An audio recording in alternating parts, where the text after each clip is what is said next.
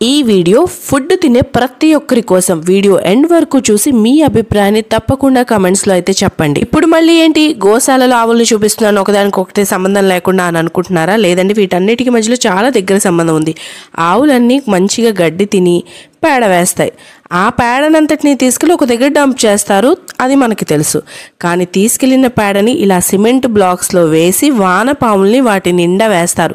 వానపాములకు ఒక గుణం ఉంది, మట్టినే తిని మట్టినే విసర్జిస్తాయి. ఈ విసర్జించే క్రమంలోనే వాటిని ఎరువుగా మారుస్తాయి అన్నమాట. ప్రాసెస్ని ఆర్గానిక్గా ఎరువు తయారు చేయడం అంటారు. దాన్ని మొత్తాన్ని తీసి ఒక జల్లెడ మీద పోసి అలా చేత్తో అంటే కిందంతా ఎరువు పడిపోతుంది, పైన వానపాములు మిగిలిపోతాయి. మిగిలిన వానపాములతోని మళ్ళీ ఎరువు తయారు చేసే ప్రాసెస్ అయితే చేస్తారు. పైన జల్లిస్తే కింద వచ్చిందే మన పండ్లు కూరగాయలు పండించుకోవడానికి ఉపయోగించే ఆర్గానిక్ ఎరువు అన్నమాట.